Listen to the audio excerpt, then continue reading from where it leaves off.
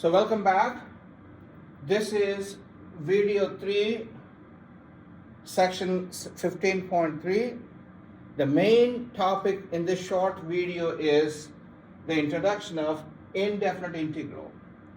So you have a function f of x, a and b are two numbers, and this type of integral is known as a definite integral. And our goal is, what does it mean? What does it give you? And how do you compute that? So those questions will be answered as we go along.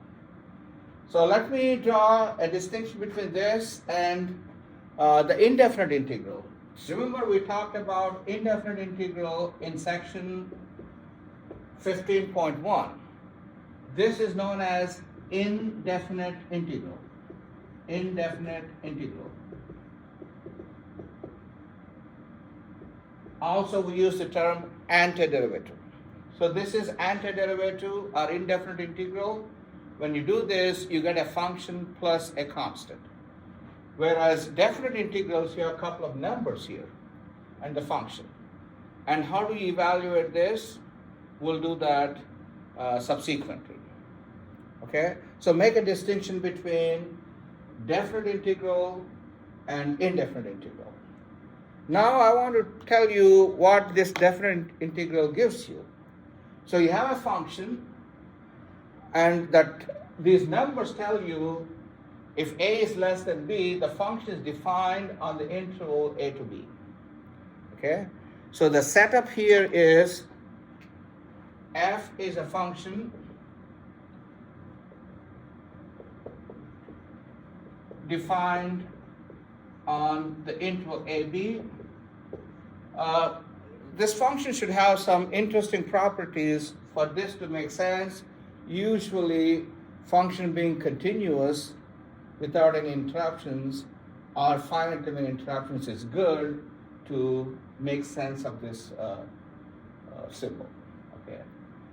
So let me look at a scenario here. You have a function that's y equals f of x. It appears to be a continuous function here. The interval is a to b. So in this situation, what does this integral give you? So really, it gives you the area under the region and above under the curve or under the graph and above the interval ab. Okay, that's exactly what it is. So this integral a to b is f of x dx is the area of the region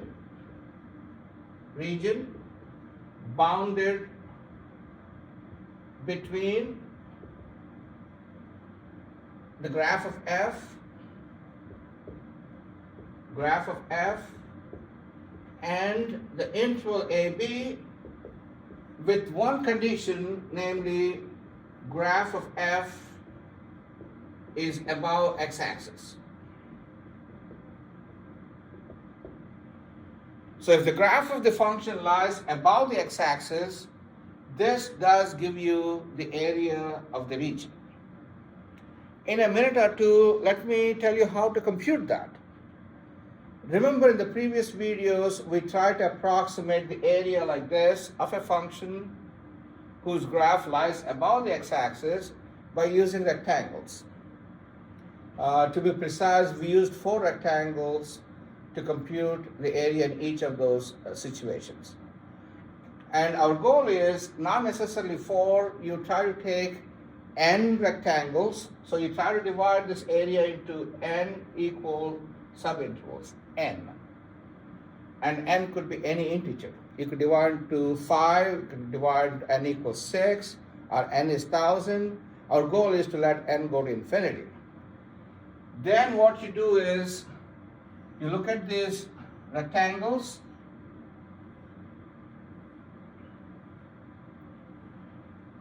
all these n rectangles, either you could use the left end point, value at the left end point as the height, that's the left endpoint approximation, or you could use the value at the right endpoint, or you could use any value in the interval as the height of your rectangle. The base is these things which are of equal length, okay? And then you try to compute the area of each of these rectangles, add them up, and that will give you approximate value. But if you let n go to infinity, and if you can compute that limit, that's going to give you the area. So that's why if you have a function whose graph lies above the x-axis, above the interval AB, this integral gives you the area between the graph and the interval. Okay, that's one comment.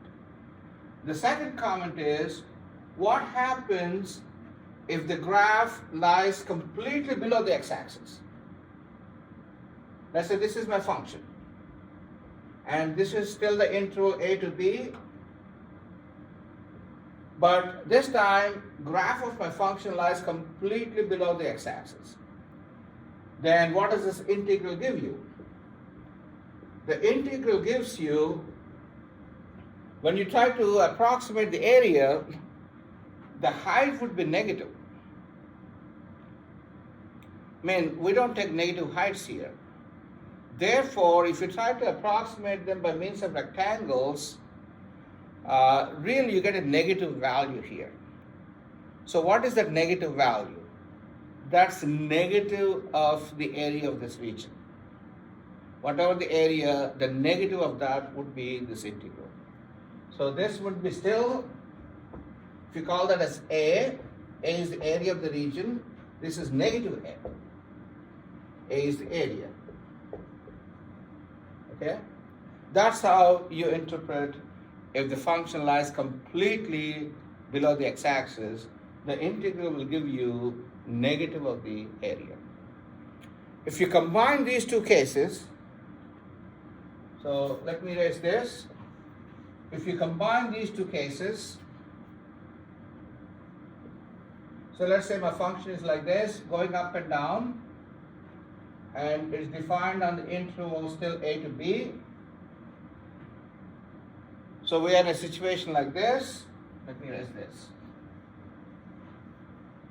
Now what does that integral a to b f of x dx will give you? Again, we are trying to approximate things by rectangles. So here, you got to divide this into several pieces, a to c, c to d, and d to b. The reason we divide this way is a to c, the graph lies above the x-axis. From c to d, the graph lies below the x-axis. From d to b, the graph lies above the x-axis. Therefore, this integral would be, let's call this area as A. This area is B, that area is C. So this A, B, C are areas of those regions. Area means it's a non-negative number. And the integral will give you A minus B plus C. See what I did here. Wherever the graph lies above the x-axis, I actually counted the area. Wherever the graph lies below the x-axis, I take the value to be negative b. So you add this, you subtract that area, you add that. And that gives you the net area between the graph of the function and the interval. So irrespective of whatever it is, the definite integral gives you a value. It could be positive, it could be negative, depending on the function. If the function lies completely above the x-axis, it gives you the area between.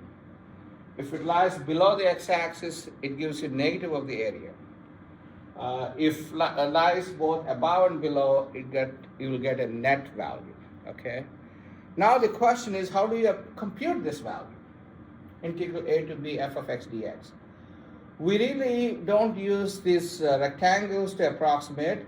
We have to find a way, analytical way to compute the value, and that is known as fundamental theorem of integral calculus, which is which we talk about in the next section, that is section 15.4. Okay, thank you.